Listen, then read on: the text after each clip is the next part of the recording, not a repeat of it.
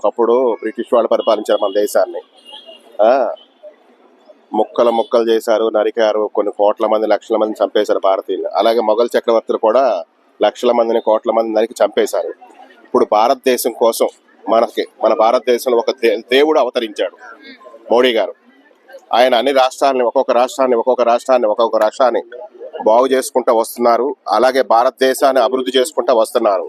ఇంకా నెక్స్ట్ ఇప్పుడు ఏంటంటే మన తెలంగాణలో బీజేపీ గవర్నమెంట్ ఫామ్ అవుతుంది. అందుకని వీళ్ళు ఏం చేస్తారంటే ఫస్ట్ నుంచి ఇక్కడ బీజేపీ రాకూడదు అనే టార్గెట్ ఒకటి చేశారు. బీజేపీ టార్గెట్ మెయిన్ ఏంటంటే బండి సంజయ్ని టార్గెట్ చేయాలి. అది అలా టార్గెట్ చేయటం జరిగింది, చేస్తున్నారు. కానీ వీళ్ళు ఏం చేయలేరు.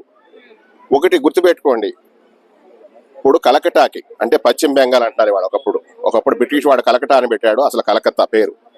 ఇవాళ భారతదేశానికి స్వాతంత్రం వచ్చిన తర్వాత కలకత్తాకి ఇవాళ స్వాతంత్రం వచ్చింది. కలకత్తా ప్రజలు శ్వాస పీల్చుకుంటున్నారు ఇప్పుడు. ఎందుకంటే బంగ్లాదేశ్ కూడా ఒకప్పుడు మనదే.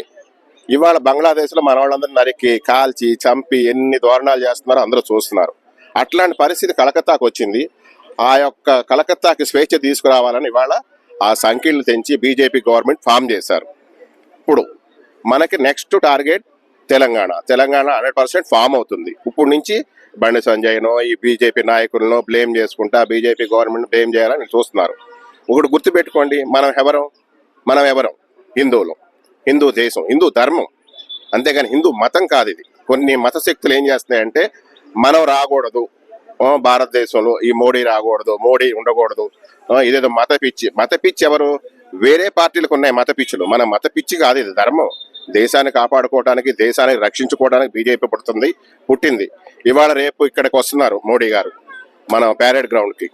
అంటే దాదాపు 20,000 ప్రాజెక్టులు, మన రాష్ట్ర అభివృద్ధి కోసం 20,000 ప్రాజెక్టులని, హైటెక్ సిటీ కానీ, ఇప్పుడు మన మహబూబ్ నగర్ రోడ్ 4 రోడ్లు, చాలా కంపెనీలు, ఫ్యాక్టరీలు ఓపెన్ చేస్తున్నారు.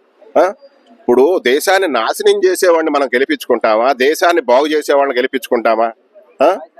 మత పిచ్చి అంటారు. ఏంటి మత పిచ్చి? అసలు వీళ్ళందరూ ఏ మత పిచ్చిలో గుర్తుపెట్టుకోండి. దయచేసి మోడీ గారు వస్తున్నారు, మోడీ గారికి సహకరించండి, బీజేపీకి సహకరించండి. మన దేశాన్ని మనం కాపాడుకుందాం, రక్షించుకుందాం అని మరీ మీకు చెప్పుకుంటున్నా. బీఆర్ఎస్ తో పొత్తుండదమ్మా, సపరేట్ గా. ఇంత ముందు ఏమైనా పొత్తుంది ఏంటి? ఎప్పుడు లేదు పొత్తు. బీజేపీకి 99% ఎవరితో పొత్తుండదు. ఒకవేళ కలిసి వచ్చేవాళ్ళు ఉంటే ఎవరన్నా తీసుకుంటారు తప్ప.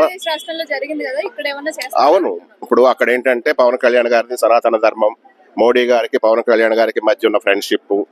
అలాగే అక్కడ డెవలప్ చేయడానికి చంద్రబాబు నాయుడు గారిని కూడా ఒప్పించి అక్కడ గవర్నమెంట్ ఫామ్ చేశారు.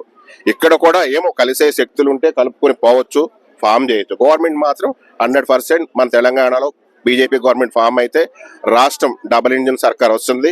మన తెలంగాణ రాష్ట్రం కూడా 100% అభివృద్ధి చెందుతుంది.